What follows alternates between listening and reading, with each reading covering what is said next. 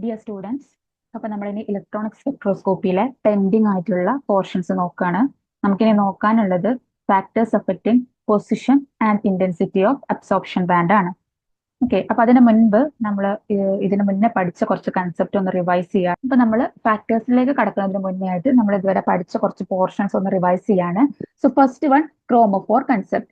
It is defined as any isolated covalently bonded group that shows a characteristic absorption in U ultraviolet or visible region. Okay, UV visible regionിൽ characteristic absorption തരുന്ന ഗ്രൂപ്പിനെയാണ് നമ്മൾ ക്രോമോഫോർ എന്ന് പറയുന്നത്. ഇനി ഓക്സോക്രോം ഉണ്ട്. ഓക്സോക്രോം is defined as any group which does not itself act as a chromophore but whose presence bring about a shift of the absorption band towards the red end of the spectrum, that is shift towards longer wavelength. Auxochrome present alone ആണെങ്കിൽ പ്രത്യേകിച്ച് effect ഒന്നുമില്ല. പക്ഷെ present along with a chromophore ആണെന്നുണ്ടെങ്കിൽ എന്ത് ചെയ്യും? അതൊരു newer chromophore ആയിട്ട് act ചെയ്യും. Okay, chromophore plus auxochrome act as a newer chromophore. And auxochrome is a colour enhancing group. The effect is due to its ability to extend the conjugation of a chromophore by sharing the non-bonding electrons. ഇനി നമുക്ക് പറയാനുള്ളത് bathochromic shift and hypsochromic shift. അത് നമ്മൾ absorption maxima, അതായത് wave ലെങ്ത്തിന്റെ ഷിഫ്റ്റിനെ base ചെയ്തിട്ടാണ് നമ്മൾ പറയുന്നത്. Absorption maxima shift to longer wavelength ആണെങ്കിൽ അതിനെ നമ്മൾ ബാത്തോക്രോമിക് ഷിഫ്റ്റ് അല്ലെങ്കിൽ റെഡ് ഷിഫ്റ്റ് എന്ന് വിളിക്കും. ലോങ്ങർ വേവ് ലെങ്ത് ആണെങ്കിൽ അതിനെ നമ്മൾ ബാത്തോക്രോമിക് ഷിഫ്റ്റ് അല്ലെങ്കിൽ റെഡ് ഷിഫ്റ്റ് എന്ന് വിളിക്കും. Okay, the effect is due to the presence of an oxochrome or by the change of solvent. ഇനി ഹിപ്സോക്രോമിക് ഷിഫ്റ്റ് അല്ലെങ്കിൽ ബ്ലൂ ഷിഫ്റ്റ് എന്ന് പറഞ്ഞാൽ absorption maximise shifted towards shorter wavelength. Okay, shorter wavelength ആണ്. അപ്പൊ അതിന് കാരണം എന്ന് പറയുന്നത് may be the removal of conjugation ആയിരിക്കാം or by the change of polarity of solvent. ഇനി ഇന്റൻസിറ്റിനെ ബേസ് ചെയ്തിട്ട്, ഓക്കെ, നമ്മുടെ അബ്സോർപ്ഷൻ ബാൻഡിന്റെ ഇന്റൻസിറ്റിനെ ബേസ് ചെയ്തിട്ട് ഹൈപ്പർക്രോമിക് ഷിഫ്റ്റും ഹൈപ്പോക്രോമിക് ഷിഫ്റ്റും ഉണ്ട്. Okay, intensity of absorption maxima increase ചെയ്യുകയാണെങ്കിൽ അത് ഹൈപ്പോക്രോമിക് ഷിഫ്റ്റും, അതുപോലെ തന്നെ intensity of absorption maxima decrease ചെയ്യുകയാണെങ്കിൽ അത് ഹൈപ്പോക്രോമിക് ഷിഫ്റ്റും ആണ്. ഓക്കെ, ഇനി നമ്മൾ factors affecting position and intensity of electronic absorption band നോക്കുകയാണ്. സോ ഫസ്റ്റ് ഫാക്ടർ എന്ന് പറയുന്നത് കോൺജുഗേഷൻ ആണ്. ഓക്കെ, ഫസ്റ്റ് കോൺജുഗേഷൻ ആണ്. ആൻഡ് കോൺജുഗേഷൻ നടക്കുന്ന സമയത്ത് അവിടെ എന്താ സംഭവിക്കുന്നതെന്നുണ്ടെങ്കിൽ electronic levels move close together. Okay, electronic levels close together ആയിട്ട് വരികയാണ്. അപ്പൊ നമ്മൾ കൺസിഡർ ചെയ്യാണ് എത്തിലീൻ. ഓക്കെ, ഇവിടെ കോൺജുഗേഷൻ ഒന്നുമില്ല. എത്തിലീനിൽ 2 പി ഓർബിറ്റൽസ് ഉണ്ട്. ഓക്കെ, 2 അൺഹൈബ്രൈസ്ഡ് പി ഓർബിറ്റൽസ് ഉണ്ട്. ആൻഡ് അത് ലീനിയർ കോമ്പിനേഷൻ നടക്കും. ഓക്കെ, എന്നിട്ട് പൈ ബോണ്ടിങ് മോളിക്കുലാർ ഓർബിറ്റലും, ബോണ്ടിങ് മോളിക്കുലാർ ഓർബിറ്റലാണ്. അതുപോലെ തന്നെ പൈ ആന്റി ബോണ്ടിങ് മോളിക്കുലാർ ഓർബിറ്റലും ഉണ്ടാവും. പൈ ആന്റി ബോണ്ടിങ് മോളിക്കുലാർ ഓർബിറ്റലും ഉണ്ടാവും. ആൻഡ് ബോണ്ടിങ് ഓർബിറ്റലിലാണ് ഇലക്ട്രോൺസ് ഓക്യുപൈ ചെയ്യുക. ഇതാണ് ഹോമോ ലൂമോ എനർജി ഗ്യാപ്പ് എന്ന് പറയുന്നത്. അതായത് ഇലക്ട്രോൺ ട്രാൻസിഷൻ നടക്കാൻ വേണ്ടിയിട്ട് ഇത്രയും എനർജി ആവശ്യമാണ്. ഇനി നമ്മൾ ബ്യൂട്ട ഡയനിലേക്ക് വരുന്ന സമയത്ത് അവിടെ നോക്കിയാൽ നമുക്ക് മനസ്സിലാവും അവിടെ ഹോമോ ലൂമോ ഗ്യാപ്പ് എന്ത് ചെയ്തിട്ടുണ്ട്? കുറഞ്ഞിട്ടുണ്ട്. ഇനി ട്രൈനിലേക്ക് വരുന്ന സമയത്ത് അത് ഫർദർ കുറഞ്ഞിട്ടുണ്ട്. സോ കോൺജുഗേഷൻ ഇൻക്രീസ് ചെയ്യുന്ന സമയത്ത് homo LUMO energy gap കുറയാണ്. Okay, അപ്പൊ എനർജി ഗ്യാപ്പ് കുറയുക എന്ന് പറഞ്ഞാൽ അതിനർത്ഥം ഫ്രീക്വൻസി കുറയാന്നാണ്. ഫ്രീക്വൻസി കുറയുക എന്ന് പറഞ്ഞാൽ അതിനർത്ഥം വേവ് ലെങ്ത് കൂടുക എന്നുള്ളതാണ്. So it results in a bathochromic shift. Also increase the intensity of absorption, അതായത് ഹൈപ്പർക്രോമിക് ഷിഫ്റ്റും ഉണ്ടാവും. സോ കോൺജുഗേഷൻ കൂടുന്ന സമയത്ത് എന്താ സംഭവിക്കുന്നത്? ഇലക്ട്രോണിക് ലെവൽസ് ക്ലോസർ ആയിട്ട് വരുന്നു. അത് ബാത്തോക്രോമിക് ഷിഫ്റ്റിലേക്കും അതുപോലെ തന്നെ ഹൈപ്പർക്രോമിക് ഷിഫ്റ്റിലേക്കും നയിക്കുന്നു. സോ അതാണ് ഫസ്റ്റ് ഫാക്ടർ എന്ന് പറയുന്നത്. ഇനി രണ്ടാമത്തെ ഫാക്ടർ എന്ന് പറയുന്നത് സോൾവെന്റ് ഇഫക്റ്റ് ആണ്. ഓക്കെ, സോൾവെന്റ് ഇഫക്റ്റ് ആണ്. Suitable solvent doesn't absorb in the region under investigation. നമ്മൾ യൂസ് ചെയ്യുന്ന സോൾവെന്റ് നമ്മൾ സ്കാൻ ചെയ്യുന്ന വേവ് ലെങ്ത്തിൽ എന്ത് ചെയ്യാൻ പാടില്ല? അബ്സോർബ് ചെയ്യാൻ പാടില്ല. അങ്ങനെയാണെങ്കിൽ നമുക്ക് നമ്മുടെ സാമ്പിളിന്റെ മാത്രമായിട്ടുള്ള പീക്കുകൾ കിട്ടുള്ളൂ. അല്ലെങ്കിൽ അതിൽ സോൾവെന്റിന്റെ പീക്കുകളും കൂടെ വരും. Okay, then commonly used solvent എന്ന് പറയുന്നത് 95% എത്തനോൾ ആണ്. അത് ചീപ്പർ ആണ്, അതുകൊണ്ടാണ് അത് യൂസ് ചെയ്യാനുള്ള കാരണം. ബെൻസിൻ നമ്മൾ സോൾവെന്റ് ആയിട്ട് യൂസ് ചെയ്യുന്നില്ല, കാരണം അത് യു വി റീജിയനിൽ സ്ട്രോങ് ആയിട്ട് അബ്സോർബ് ചെയ്യുന്നുണ്ട്. ആൻഡ് അതർ സോൾവെന്റ്സ് എന്ന് പറയുന്നത് നോർമൽ ഹെക്സെയിൻ, മീഥൈൽ ആൽക്കഹോൾ, സൈക്ലോഹെക്സെയിൻ ഒക്കെയാണ്.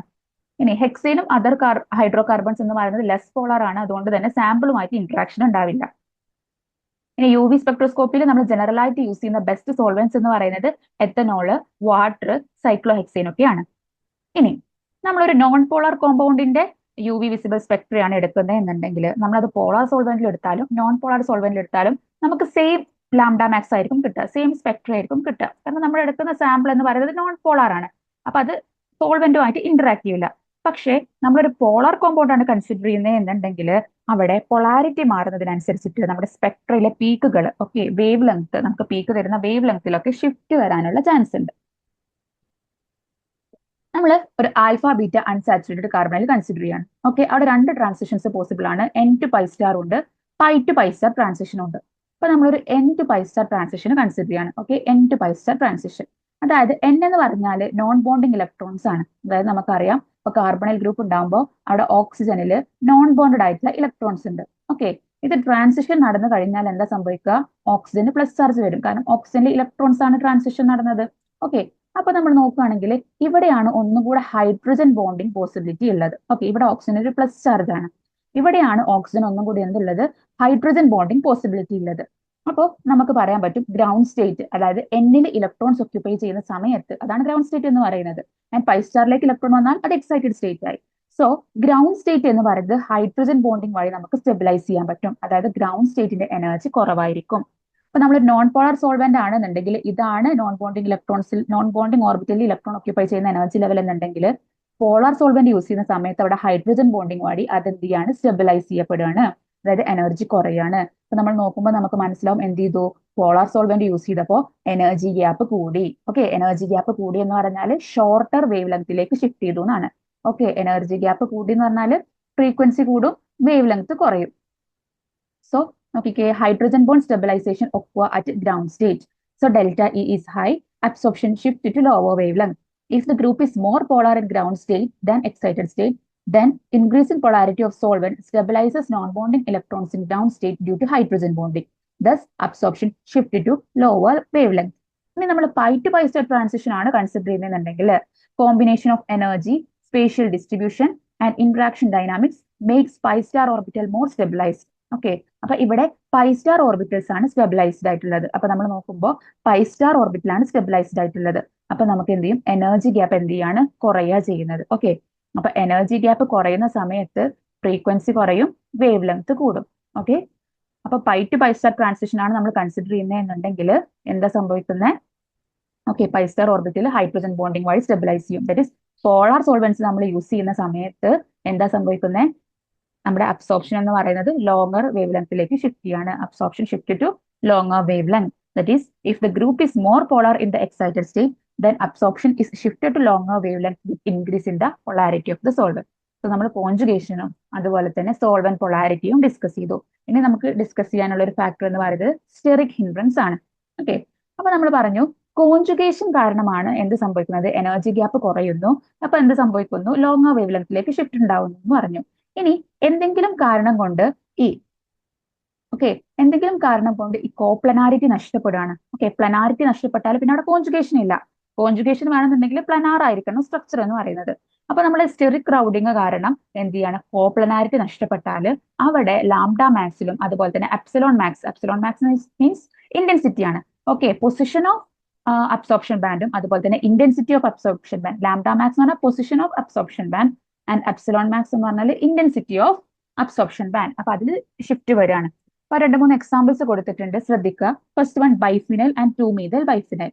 അപ്പൊ ഇവിടെ മിഥൈൽ ഗ്രൂപ്പ് എന്ന് പറയുന്ന ഒരു ബൾക്കി ഗ്രൂപ്പ് ആയതുകൊണ്ട് തന്നെ ഈ രണ്ട് റിങ്ങിനും പ്ലെയിനിൽ എക്സിസ്റ്റ് ചെയ്യാൻ പറ്റില്ല. സോ ഒരു റിങ് എന്ത് ചെയ്യും? പ്ലെയിൻ എന്ന് എവേ ആയിട്ട് നിൽക്കും. ഓക്കെ, അപ്പൊ ഇവിടെ കോപ്ലനാരിറ്റി നഷ്ടപ്പെടും ആൻഡ് അതിന്റെ ഫലമായിട്ട് കോൺജുഗേഷൻ ഉണ്ടാവില്ല. നമുക്കറിയാം കോൺജുഗേഷൻ ഉണ്ടെങ്കിലാണ് ഹയർ വേവ് ലെങ്ത്, അതായത് ലോങ്ങർ വേവ് ലെങ്ത്തിലേക്ക് ഷിഫ്റ്റ് വരിക. ഇപ്പൊ നമ്മൾ രണ്ടിന്റെയും കമ്പയർ ചെയ്യുന്ന സമയത്ത് ഇതിനാണ് കോൺജുഗേഷൻ ഉള്ളത്. അപ്പൊ അതിനായിരിക്കും ലാംഡ മാക്സും കൂടുതൽ ഉണ്ടാവുക.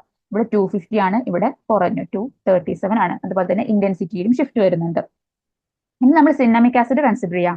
ഓക്കെ, സിന്നമിക് ആസിഡ് എന്ന് പറഞ്ഞ ഒരു ആൽക്കീൻ ആണ്. അതിന് സിസ് ആയിട്ട് ഓറിയന്റ് ചെയ്യാം, ട്രാൻസ് ആയിട്ട് ഓറിയന്റ് ചെയ്യാം. അപ്പൊ സിസ് ആയിട്ട് ഓറിയന്റ് ചെയ്യുന്ന സമയത്ത് അവിടെ സ്റ്റെറിക് ഹിൻഡ്രൻസ് വരുന്നുണ്ട്. ഓക്കെ, അപ്പോൾ ഇവിടെ പ്ലനാരിറ്റി നഷ്ടപ്പെടാം, കോൺജുഗേഷൻ നഷ്ടപ്പെടാം. അപ്പൊ എന്ത് ചെയ്യും? ലാംഡ മാക്സിൽ കുറവാണ് അവിടെ ഉണ്ടാവുക. അപ്പൊ നമ്മൾ കമ്പയർ ചെയ്യുന്ന സമയത്ത് നമുക്ക് മനസ്സിലാവും ഇവിടെ 268 ഉള്ളൂ. ആൻഡ് ട്രാൻസ് അവിടെ സ്റ്റെറിക് ഹിൻഡ്രൻസ് ഒന്നും ഇല്ല. അപ്പൊ അവിടെ bathochromic as well as hyperchromic shift ഉണ്ടാവും.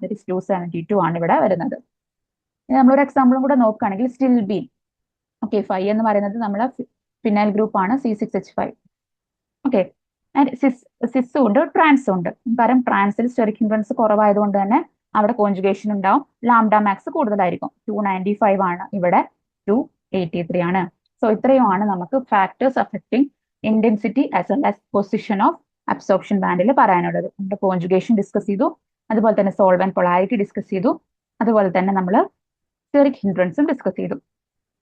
ഇനി ഞാൻ ഇന്നത്തെ ക്ലാസ് എടുത്ത സമയത്ത് നമ്മളൊരു 3-മീഥൈൽ സൈക്ലോഹെക്സനോണിന്റെ ഒരു കൺഫർമേഷന്റെ ഒരു കാര്യം ഡിസ്കസ് ചെയ്തിരുന്നു. ഞാൻ അതും കൂടെ ഒന്ന് ക്ലാരിഫൈ ചെയ്തോട്ടെ. അതായത് നമ്മൾ 3 മീഥൈൽ സൈക്ലോഹെക്സനോൺ. സോ ഇതാണ് സൈക്ലോഹെക്സനോൺ എന്ന് പറയുന്നത്. സോ 1 2 3 4 5. ഓക്കെ, 1 2 3 4 5 6. ഓക്കെ, അപ്പൊ 3 മീഥൈൽ സൈക്ലോഹെക്സനോൺ. അതിന്റെ കൂടെ നമ്മൾ ഒരു കാര്യം കൂടെ ആഡ് ചെയ്യണം, R 3 methyl cyclohexanone. Okay, R 3 methyl cyclohexanone. നമ്മളൊരു പെർട്ടിക്കുലർ കോൺഫിഗറേഷൻ സെലക്ട് ചെയ്തു, അതായത് ആർ കോൺഫിഗറേഷൻ ഉള്ളത് സെലക്ട് ചെയ്തു. അങ്ങനെയാണെങ്കിൽ ഇവിടെ മിഥൈൽ ഗ്രൂപ്പ് ആക്സിയൽ ഓറിയന്റിയോ ഇക്വറ്റോറിയൽ ഓറിയന്റിയോ എന്നുള്ളതാണ് ക്വസ്റ്റ്യൻ വരുന്നത്. ഓക്കെ, അപ്പൊ ഇവിടെ 3 എന്ന് പറയുന്നത് ഇതാണ് അല്ലെ. അപ്പൊ ഇതും 3 ആണ്, ഇവിടെയും CH3 വരാം. അതുപോലെ തന്നെ ഇതും ഒരു 3 പൊസിഷൻ തന്നെയാണ് കാർബണിന് വിത്ത് റെസ്പെക്ട്. അപ്പൊ ഇവിടെയും എന്ത് വരാം, CH3 വരാം. അപ്പൊ ഓക്കെ, അപ്പൊ നമുക്ക് നോക്കാൻ സുഖത്തിന് ഞാൻ സൈക്ലോഹെക്സനോൺ ഇങ്ങനെ വരക്കാണ്. 1 2 3 ഈ പൊസിഷനിലാണ് നമ്മൾ മിഥൈലിനെ കൊടുക്കുന്നതെന്ന് വിചാരിക്കുക. സപ്പോസ് നമ്മൾ മിഥൈലിനെ എബവ് ദ പ്ലെയിൻ കൊണ്ടുവന്നു ആൻഡ് ഹൈഡ്രജനെ നമ്മൾ ബിലോ ദ പ്ലെയിൻ കൊണ്ടുവന്നു. ഇനി CIP റൂൾ എന്ന് പറഞ്ഞാൽ നമ്മൾ ഇതിലൂടെ ഒബ്സർവ് ചെയ്യണം. ഇതിലൂടെ ഒബ്സർവ് ചെയ്യുമ്പോൾ നമുക്കറിയാം 1 എന്ന് പറയുന്നത് ഈ ഗ്രൂപ്പിന് കിട്ടും, 2 എന്ന് പറയുന്നത് ഈ ഗ്രൂപ്പിന് കിട്ടും, ദെൻ 3 എന്ന് പറയുന്നത് മിഥൈലിന് കിട്ടും. ദെൻ നമ്മൾ ഇതിലൂടെ നോക്കിയിട്ട് നമ്മൾ റൊട്ടേറ്റ് ചെയ്യുമ്പോൾ നമുക്ക് എന്താ വരുന്നത്? ഓക്കെ, ഇത് ക്ലോക്ക് വൈസ് ആണ്, അതായത് 6 ആണ്. ആൻഡ് ഹൈഡ്രജൻ ഡാഷിലായത് കൊണ്ട് തന്നെ 6 ആണ്. ഓക്കെ, അപ്പൊ ഈ കേസിൽ നമുക്ക് എന്ത് ചെയ്തു, എബവ് ദ പ്ലെയിനിൽ വന്നു. ഇനി നമ്മൾ സെയിം സൈക്ലോഹെക്സനോണിന്റെ ഇപ്പൊ നമ്മൾ കൊടുത്തത് റൈറ്റ് പൊസിഷനിലാണ്. ഇനി സൈക്ലോഹെക്സനോണിന്റെ ലെഫ്റ്റിൽ നമ്മൾ കൊടുക്കുമ്പോൾ നമ്മളിവിടെ ഇതേപോലെ തന്നെ നമ്മൾ CH3 വെഡ്ജിൽ കൊടുത്തു, ഹൈഡ്രജൻ ഡാഷിൽ കൊടുത്തു. എന്താ സംഭവിക്കുന്നത് നോക്കാം. നമ്മൾ ഇതിലൂടെയാണ് നോക്കുക. എന്നിട്ട് എന്ത് കൊടുക്കും, ഇതാണ് 1, ഇതാണ് 2 ആൻഡ് ഇതാണ് 3. അപ്പൊ നമ്മൾ ഇതിലൂടെ നോക്കുന്ന സമയത്ത് നമ്മൾ റൊട്ടേറ്റ് ചെയ്യുമ്പോൾ 1 2 3. ഓക്കെ, ഇത് ആന്റി ക്ലോക്ക് വൈസ് ആണ്, S ആണ്. അപ്പോൾ ലെഫ്റ്റിൽ വരുമ്പോൾ ഇങ്ങനെയല്ല ഓറിയന്റ് ചെയ്യുക. അപ്പൊ എങ്ങനെയാ വരിക, C ഡബിൾ ബോണ്ടോ വെഡ്ജിലാവില്ല, ഡാഷിലായിരിക്കും ഉണ്ടാവുക. ഓക്കെ, ആൻഡ് ഹൈഡ്രജൻ വെഡ്ജിൽ വരും. Okay, CH3. ഇനി നമ്മൾ CIP റൂൾ കൊടുക്കുമ്പോൾ 1 2 3 നമ്മൾ ഇതിലൂടെയാണ് ഒബ്സർവ് ചെയ്യുക. ആൻഡ് ഒബ്സർവ് ചെയ്യുന്ന സമയത്ത് നമുക്ക് 1 2 3 ആന്റി ക്ലോക്ക് വൈസ് എന്ന് കിട്ടും. ഓക്കെ, ഇവിടെ ഹൈഡ്രജൻ വെഡ്ജിലായതുകൊണ്ട് തന്നെ നമ്മൾ അത് എന്ത് ചെയ്യും, ആന്റി ക്ലോക്ക് വൈസ് എല്ലാം എടുക്കുക, ക്ലോക്ക് വൈസ് ആണ്, അതായത് 6 ആണ് കോൺഫിഗറേഷൻ. അപ്പൊ ഇതുമാണ് R കോൺഫിഗറേഷനിൽ ഉള്ളത്. അതായത് സോ നമ്മൾ കാർബണിലിന് ബേസ് ചെയ്ത് നോക്കുമ്പോൾ 1 2 3 തേർഡ് പൊസിഷനിൽ എബവ് ദ പ്ലെയിനിലാണ് മിഥൈൽ ഗ്രൂപ്പ്.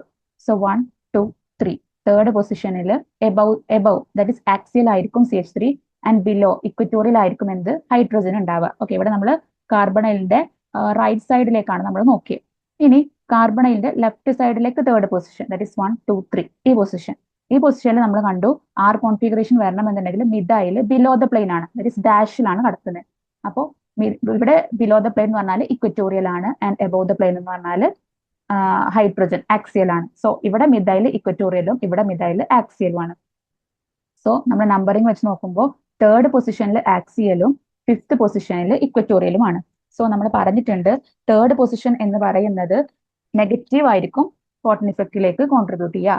സോ ഇവിടെ നെഗറ്റീവ് കോട്ടൺ ഇഫക്റ്റ് ആയിരിക്കും, ആൻഡ് ഇവിടെ 5th പൊസിഷൻ പോസിറ്റീവ് കോൺട്രിബ്യൂഷൻ ആയിരിക്കും. സോ ഇവിടെ പോസിറ്റീവ് കോട്ടൺ ഇഫക്റ്റ് ആയിരിക്കും, ആൻഡ് നമ്മൾ ഒബ്സർവ് ചെയ്യുന്നത് പോസിറ്റീവ് കോട്ടൺ ഇഫക്റ്റ് ആണ്. സോ അതിന്റെ അർത്ഥം CH3 എന്ന് പറയുന്നത് എന്തായിരിക്കും, ഇക്വറ്റോറിയൽ ആയിരിക്കും. CH3 equatorial. ഓക്കെ.